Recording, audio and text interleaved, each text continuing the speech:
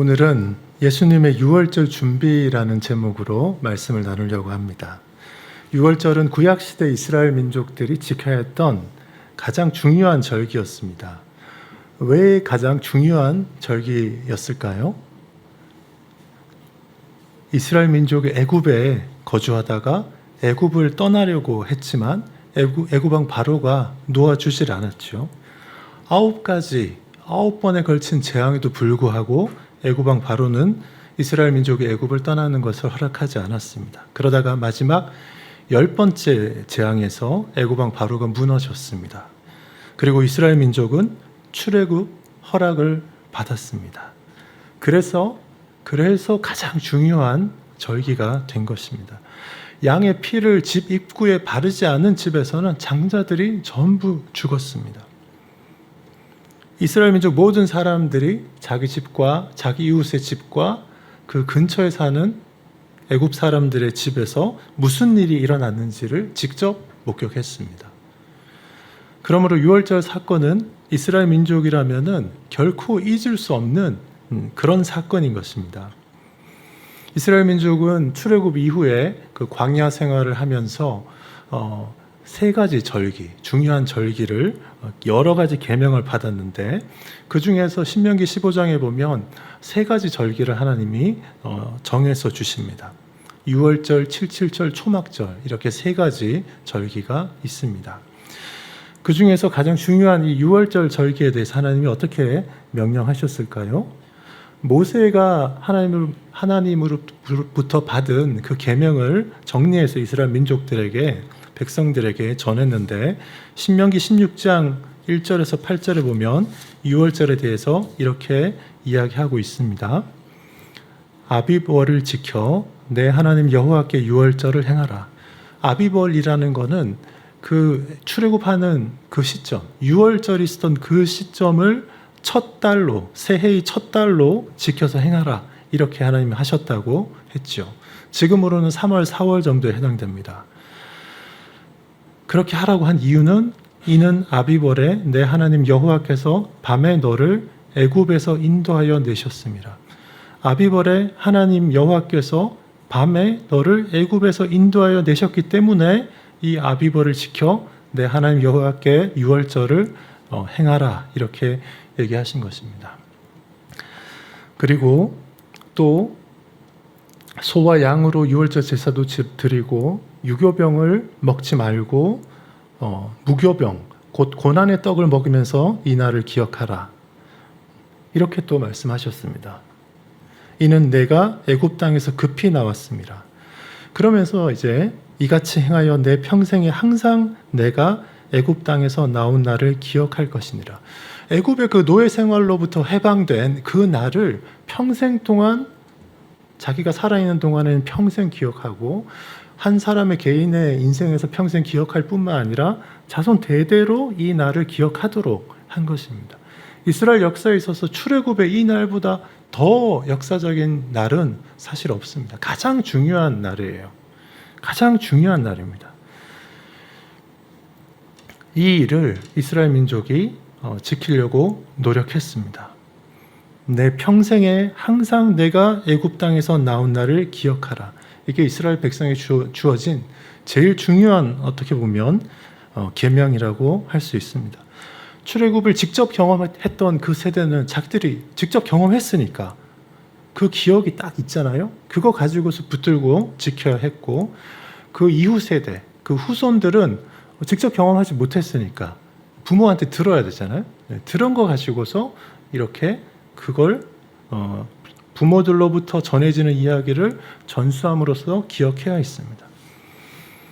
그런데 사람의 기억이라는 것은 정말 약하잖아요. 정말 약하죠. 마치 물에다가 글 써놓은 것처럼 조금만 지나면 이렇게 흐려집니다. 직접 경험한 세대, 한 세대만 지나가도 막 흐려지고 두 세대 지나가면 다 잊어버리고 그랬습니다. 이스라엘 민족 역사를 보면 유월절을 잊어버리고 유월절 지키지 않았던 때가 많았다는 것을 우리가 알 수 있습니다. 남유다 왕국에 여러 왕들이 있었는데 유월절을 제대로 지킨 사람 후반부로 갈수록 점점 더 없어지기 시작했습니다. 우상 숭배에 빠져서 유월절 이런 거 잊고 지낸 것이죠. 그러다가 그 역대기 그 역사를 보면 주목할 만한 사람이 있습니다. 히스기야라는 왕이 유월절을 지킵니다. 하나님이 그에게 큰 복을 주시죠. 그런데 얼마 가지 못합니다. 히스기야 왕의 아들인 므낫세 왕, 그 손자인 아몬 왕은 또 유월절 지키지 않고 그렇게 하나님을 떠났습니다.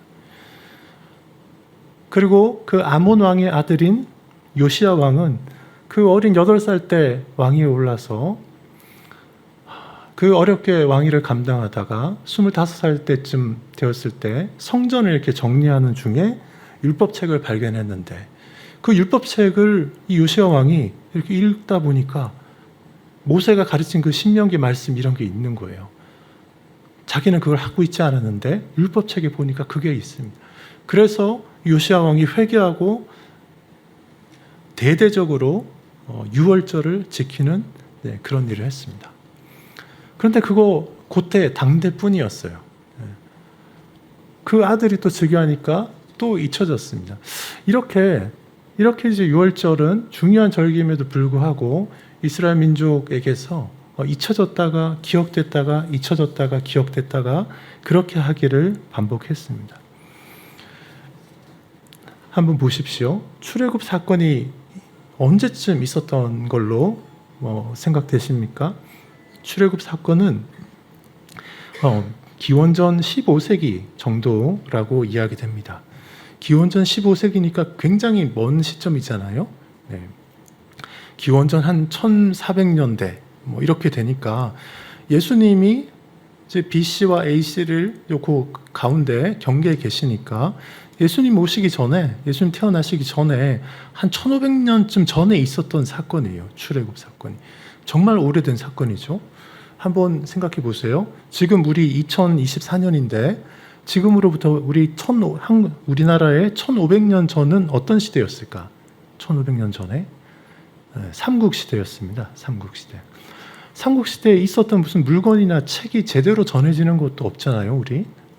삼국시대 때 그 당시에 정해놓은 것들 중에 우리가 뭐 지키고 있는 거 하나도 없지 않습니까? 하나도 없잖아요. 그런데 이스라엘 민족은 1500년 전에 제정된 어떤 규정을 그 민족이 때로는 잊어버릴 때도 있었지만 그러나 그걸 또 회복하고 이렇게 해서 예수님 당대에 왔을 때도 보니까 유월절을 지키고 있었습니다. 예수님은 유월절을 알고 있었습니다. 당시에 이 유대민족이 나라도 망하고 온 지역으로 다 흩어져서 포로 생활을 하기도 하고 그 로마 제국에 각지에 흩어져 살다 보니까 사실 인구도 좀 많이 줄어 있는 상태였고 그랬지만 그러나 이때 보니까 예수님은 유월절을 알고 있었습니다. 그런데 단지 유월절이라는 게 있다 이렇게 알고 있는 정도가 아니었죠. 오늘 우리가 읽은 그 본문에 보면 예수님이 유월절을 미리 준비하려고 이렇게 이제 구상을 하고 있는 그 모습을 볼 수 있습니다. 여기 계신 분들 이렇게 무슨 식사 모임이나 어떤 행사를 준비하려면 미리부터 이렇게 생각해야 되잖아요. 언제 그 일을 하는데 몇 명이 누가 참석할 거고 장소는 어디에서 이거를 할 거고 그리고 거기에 음식이나 간식이나 음료는 뭐를 준비해야 되겠다. 이 구상을 하잖아요. 미리부터. 예수님이 이 구상을 하고 있었습니다. 저는 이 대목을 보면서 이제 굉장히 재미있는 장면이다 이런 생각이 됐어요. 예수님이 식사 모임 준비를 하고 계시는구나. 예수님이 식사 모임 준비를 하고 계시는구나. 8절에 보면요. 예수님이 베드로하고 요한에게 우리를 위하여 유월절을 준비해서 우리로 먹게 하라 이렇게 이야기를 합니다. 12제자들 중에서 베드로하고 요한을 불러가지고 우리를 위해서 유월절을 준비해서 먹게 해라. 여러분 구약시대에서부터 계속 전해져 내려오는 이 유월절이라는 날은 정말 특별한 날이에요. 1년 중에 3대 절기 중에서 제일 중요하고 이 유월절 날에는 그 예루살렘 성 밖에 사는 그런 유대인들도 다 예루살렘 성 안으로 들어가서 거기 안에서 예루살렘 성 안에서 유월절 음식을 같이 먹는 거, 네, 그게 전통이었습니다. 그러니까 그 준비를 지금 하려고 하는 거죠. 다들 예루살렘 성내로 가야 됐습니다. 그래서 공간을 거기 어딘가 얻어가지고 또 먹을 음식도 준비해야 됐습니다. 유월절에 먹을 수 있는 음식의 종류, 그게 딱 정해져 있으니까 그걸 준비해야 됐던 거죠.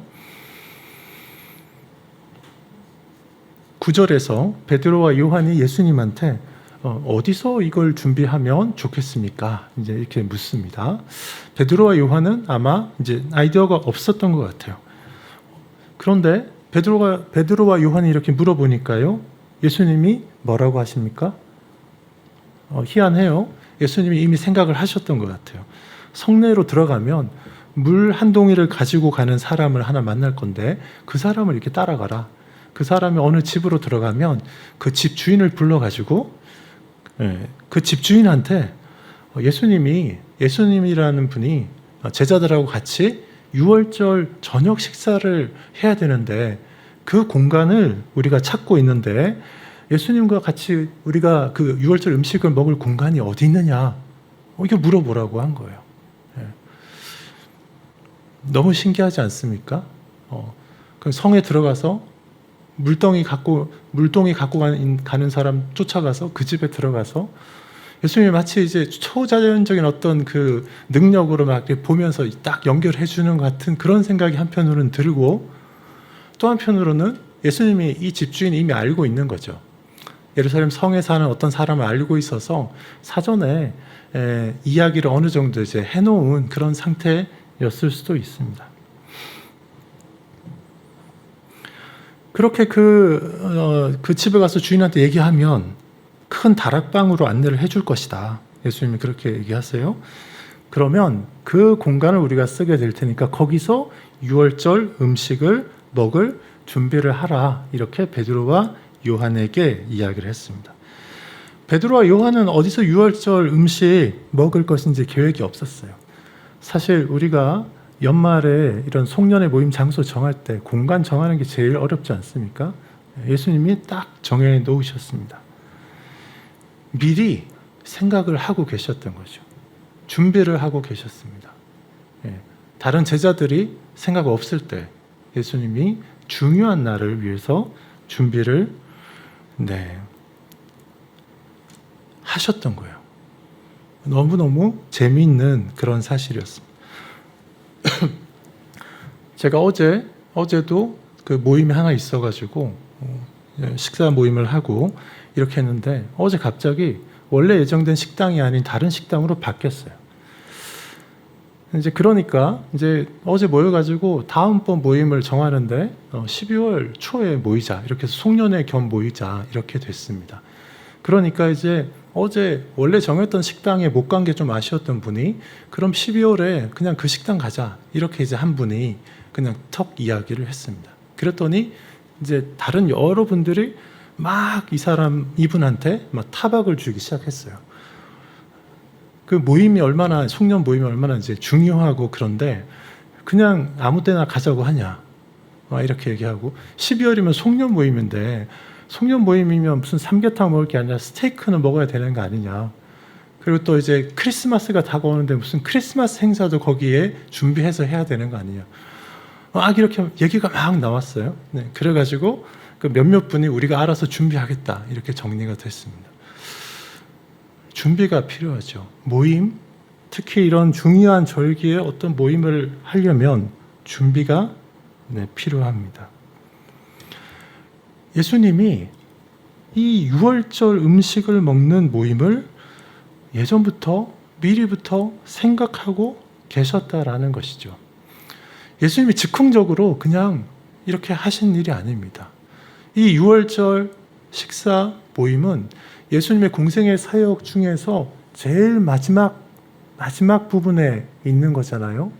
그 다음날 예수님이 십자가 달려 돌아가시는 그 일이 있는 그 날입니다. 그 날. 우리는 이제 0시부터 24시까지 이렇게 시간을 세서 하루하루를 구분하니까 두 날로 나뉘어 있는데 이제 히브리 사람들은 하루의 시작을 저녁 때부터 시작해서 해질 때부터 시작해서 그 다음 날 해가 다시 질 때까지이기 때문에 6월절이라는 날은 그 14일째 낮이 끝나고 저녁이 되는 시간부터 그 다음 날 해 지기 전까지예요. 예수님의 사실은 십자가에 달리시기 전 십자가에 달리시는 그날 마지막 날 그 앞에 있었던 그 사건입니다. 6월절을 예루살렘에서 지켜야 한다는 규정이 있기 때문에 예루살렘 성내에 있는 어딘가를 이렇게 이제 물색해 둔 거라고 볼 수 있습니다. 이 진술 자체는 너무 이제 단순하게 이렇게 되어 있기 때문에 마치 기적과 같이 연결되어 있는 이렇게도 볼 수가 있는데 사실 뭐 이거냐 저거냐는 그렇게 중요하지 않습니다. 우리가 이제 주목할 것은 그리스도는 어떤 분이세요? 그리스도는 하나님이시잖아요. 그리스도는 전능하신 하나님이신데도 불구하고 우리 인류의 대속을 위해서 유한한 우리 사람의 몸을 취해서 성육신하셔 이 땅에 오셨습니다. 그리고 율법을 만든 사실은 율법의 주인이신데도 불구하고 자발적으로 인간으로 태어나셔서 30여 년 기간 동안 율법 아래에서 모든 율법을 만족시키시면서 율법에 순종하셨다고 그렇게 기록되어 있습니다. 그리고 오늘 우리가 이 본문에서 보는 것처럼 그리스도는 사실 유월절을 만든 분이시거든요. 그런데도 어떻게 하시냐면 1500년 전부터 규례로 정해진 그 유월절을 지키려고 지금 열심히 노력하고 계시는 거예요. 이게 좀 이상하지 않습니까? 전능하신 하나님이신데요. 왜 이 유월절 행사 이거 지키는데 이렇게 막 신경을 쓰고 있을까요? 전능하신 하나님인데 그냥 확 구원하면 되잖아요. 확 구원하면 되지 않습니까? 말씀으로 확 구원하면 될 것도 같은데 그렇게 하지 않고 지금 유월절을 지키시려고 장소, 객실, 방을 잡으라고 이야기하고 그리고 유월절 음식을 준비하라고 제자들한테 그렇게 얘기하고 있는 거예요. 왜 그럴까요? 확 구원하면 될 텐데. 우리가 믿음이 연약할 때는 막 그런 상상하죠. 하나님이 전능하신 분인데 그냥 확 하면 되지. 왜 이렇게 복잡하게 유월절 행사 준비하고 음식을 또 가려서 까다롭게 가려서 먹고 이렇게 해서 구원을 얻으려고 하는 것일까? 왜 그러냐 하면 하나님은 전지전능하신 분, 무한한 능력을 가지신 분, 정말 전능하신 분이신데 우리 사람에게 사람과 관계를 맺으시고 이렇게 할 때는 우리를 그냥 기계처럼 생각하지 않으시고 우리랑 어떻게 보면 이제 이렇게 인격적인 관계를 가지고 소통하는 가운데 우리가 하나님을 이해해 주기도 원하시고 우리하고 굉장히 친밀한 교제를 갖기를 원하셨기 때문에 이렇게 하셨습니다. 그래서 하나님이 특별히 우리를 위해서 구원한 방법이 뭐냐 하면 언약이라는 방법, 언약이라는 시스템으로 우리를 구원하려고 하나님이 계획하셨습니다.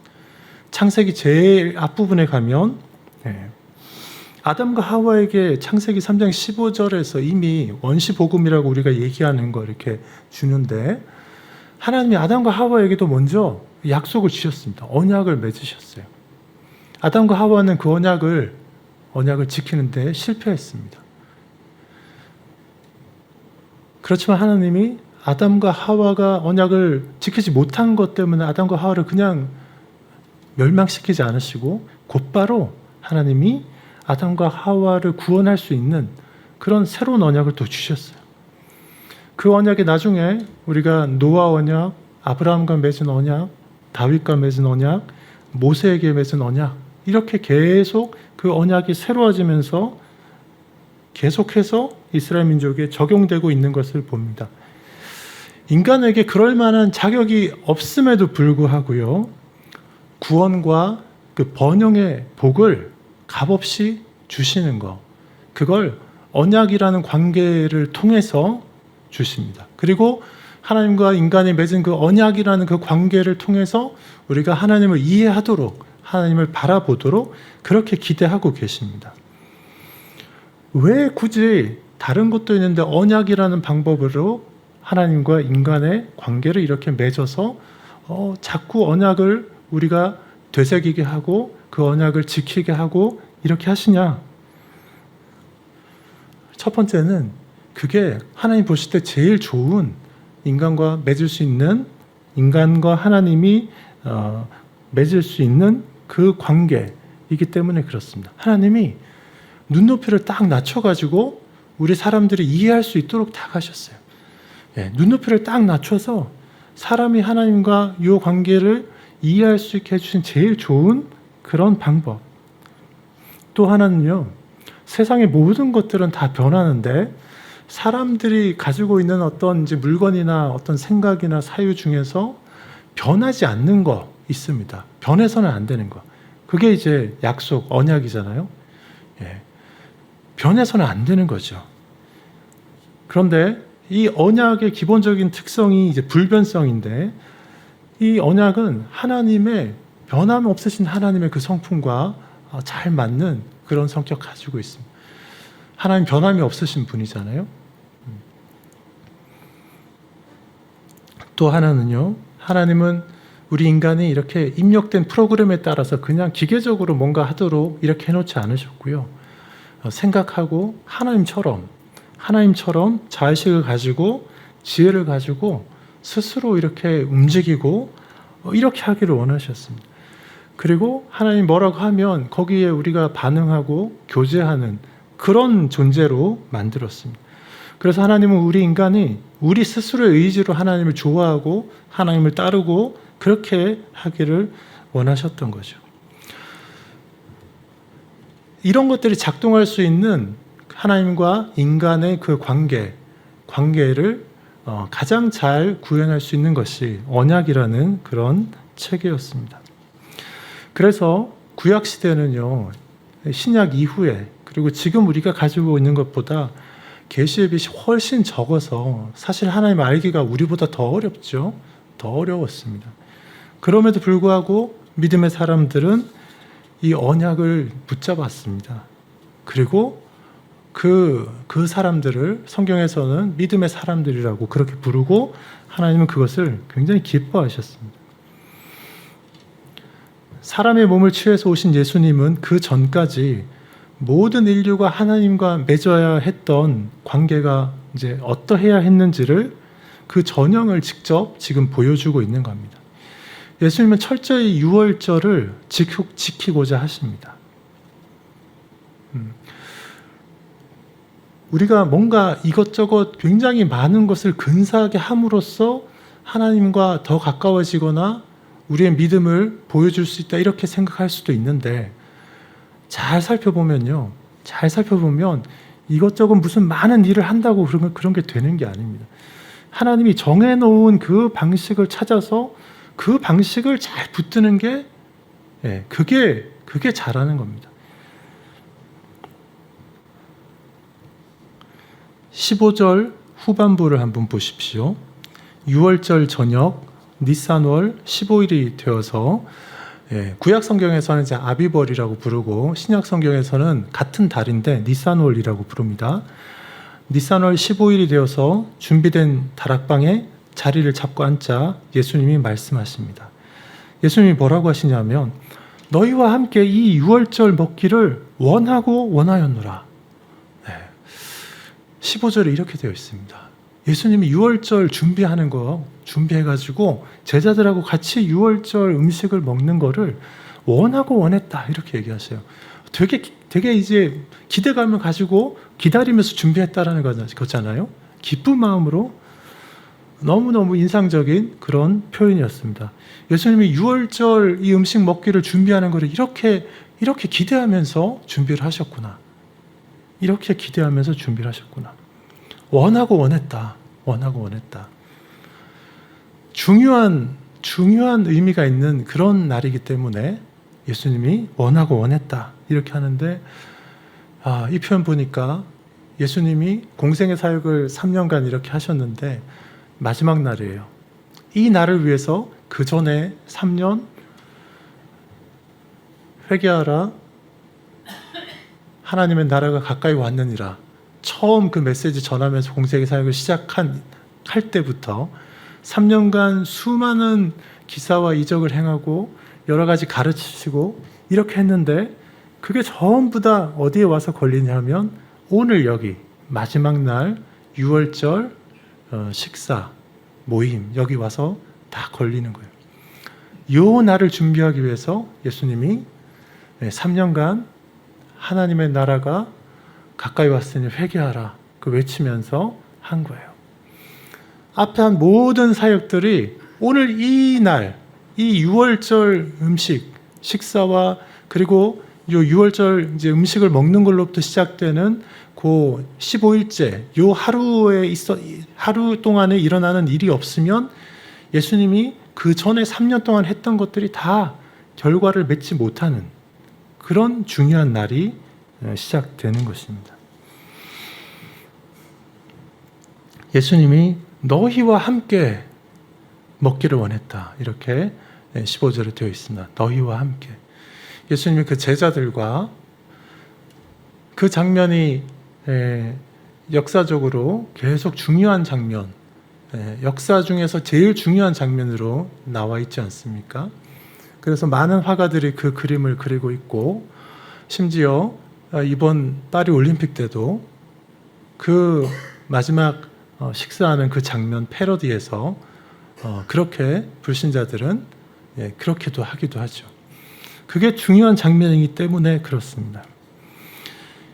예수님이 얼마나 이 6월절 식사 행사를 기다렸는지 알 수가 있습니다. 제가 이 장면을 보면서 두 가지 이런 감정이 들었습니다.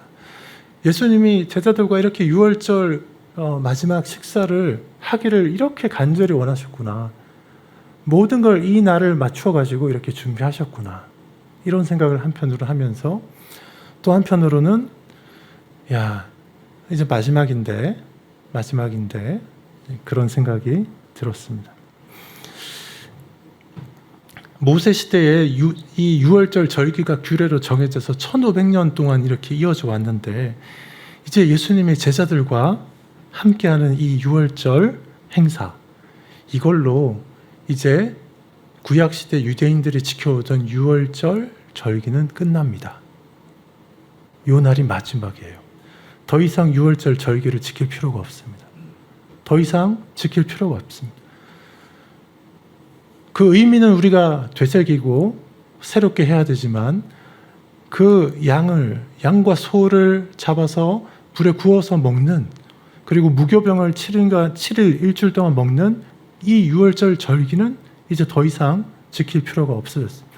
마지막이에요. 1500년 동안 지켜온 그 행사인데 요 날이 마지막이에요. 마지막. 여러분 생각해 보세요. 1500년 동안 이어져 오던 거를 이제 내년부터는 안 해도 돼요. 다른 사람들은 모릅니다. 예수님만 이걸 알아요. 예수님만 이걸 압니다. 너희는 모르지? 나는 아는데 이게 오늘 마지막이야. 이제 더 이상 6월절 이 절기 더 이상 지키지 않아도 돼. 나는 아는데 너희는 모르지? 이런 생각을 예수님이 하셨는지 모르겠어요. 그걸 아니까 예수님도 사람의 몸을 입고 있기 때문에 이 6월절 마지막 식사, 이건 마지막인데 이 제자들하고 이 사랑하는 제자들하고 이렇게 마지막 6월절 식사 정말 이렇게 기쁘게 해야지. 그리고 깜짝 놀래줘야지. 이게 마지막이라고. 그런 생각을 예수님이 하셨는지도 모르겠습니다. 예수님은 14절 전반부에 보면 내가 고난을 받기 전에, 이런 표현이 또 나옵니다. 내가 고난을 받기 전에. 이제 해가 지면서 15일째가 시작됐습니다. 6월절 지키는 그 날이에요. 저녁이 되면서 시작됐고 아침이 밝으면 예수님이 잡혀가고 해가 떨어지기 전에 예수님이 십자가에 달립니다. 네, 그날입니다. 예수님은 불과 몇 시간 지나지 않으면 잡혀서 본인이 죽음을 당할 것을 알고 계세요. 알고 계십니다. 죽음이 가까이 오고 있습니다.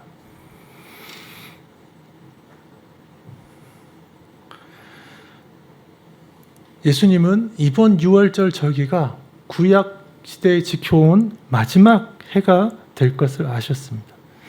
그뿐 아니라 앞으로 더 이상 유월절 절기를 지킬 필요가 없는 시대를 열기 위해서 예수님 본인이 인류의 모든 죄를 영원히 대속하여 청산할 유월절 어린 양으로 드려질 것도 아셨습니다. 새로운 복음 시대가 열릴 것을 예수님은 아셨습니다. 그 시대는 예수님의 죽음을 통해서 오는 것입니다. 새로운 복음 시대, 새 언약의 시대, 이게 열리기 위해서 필요했던 것, 꼭 필요했던 것은 딱 하나입니다. 영원한 제사의 효과가 있는 진짜로 흠이 없는 어린 양이 하나 필요했습니다. 그 전까지 1500년간 드려진 흠 없는 어린 양이라고 했던 것들은 사실은 흠이 진짜 없는 게 아니라 하나님이 그냥 흠 없다고 간주해 주신 것이었어요. 그래서 그 어린 양, 그 가축 양을 드린 제사는 영원한 효과가 없었습니다. 하나님이 거저 우리가 이제 살펴보고 뭐 병이 없고 뭐 이런 거 그냥 양을 가져가면 그 정도 가지고서 하나님이 그래 이 정도면 흠이 없는 거야 그냥 간주해 주셔서 그냥 넘어갔던 것이죠. 정말 흠이 없는 어린 양은 1500년 동안 드려진 어린 양 중에 한 마리도 진짜로 아무런 흠이 없는 양은 하나도 없었습니다. 그런데 하나님이 그냥 그거를 흠이 없는 것처럼 여겨주시고 그렇게 우리를 용납해 주셨는 것이죠. 그런데 그 문제를 이제 완전히 해결할 수 있는 역사상 처음으로 전무후무하게 어떤 기준을 갖다 대어도 진짜 아무런 흠도 찾을 수 없는 그런 진짜 아무런 흠이 없는 어린 양, 진짜 완벽한 흠이 없는 어린 양이 유월절을 스스로 이렇게 준비하고 있는 것입니다. 진짜로 아무런 흠이 없는 어린 양. 그 어린 양이 누굽니까? 바로 스스로 지금 희생제사를 준비하고 있는 예수님입니다. 예수님이 이렇게 유월절 그 마지막 자기 몸을 드리게 되는 그 희생제사의 자리로 나가기 전에 마지막으로 제자들과 이렇게 이제 만찬을 하는데 그걸 원하고 원했다 이러지 않습니까? 원하고 원했다. 그런데 여러분, 당시에 이스라엘 민족의 지도자들이었던 대제사장들하고 서기관들은 유월절을 앞두고 뭘 하고 있었는지 아십니까? 오늘 우리가 읽은 본문 그 바로 앞부분에 보면 22장 1절, 2절을 한번 보십시오. 거기 보면요. 유월절이라 하는 무교절이 다가오매 대제사장들과 서기관들이 예수를 무슨 방도로 죽일까 궁리하니라. 이렇게 기록되어 있습니다. 여러분, 이스라엘 민족의 가장 중요한 그 절기가 다가오는데 민족의 지도자들이라고 하는 대제사장들하고 서기관들이 예수를 어떻게 죽일까 이렇게 궁리하고 있다고 합니다. 어떻게 죽일까를 궁리했어요. 여러분, 이게 뭡니까? 한두 명도 아니고요. 그 민족의 지도자들인데 대제사장들과 서기관들이요. 유월절 앞두고 예수를 어떻게 죽일까 궁리하고 있습니다. 이게 바로 죄인인 우리 인간의 실체입니다. 여러분, 우리는 이 대제사장들이나 서기관들보다 과연 좀 낫습니까? 세례 요한이 이런 예수님에 대해서요, 공생의 사역을 처음 시작하시는 그 무렵에 예수님이 이렇게 나오시는 걸 보고 세례 요한이 이렇게 말했습니다. 보라, 세상 죄를 지고 가는 하나님의 어린 양이로다. 첫눈에 알아봤습니다. 보라, 세상 죄를 지고 가는 하나님의 어린 양이로다. 예수님이 어떤 분인지 알았어요. 보라, 세상 죄를 지고 가는 하나님의 어린 양이로다.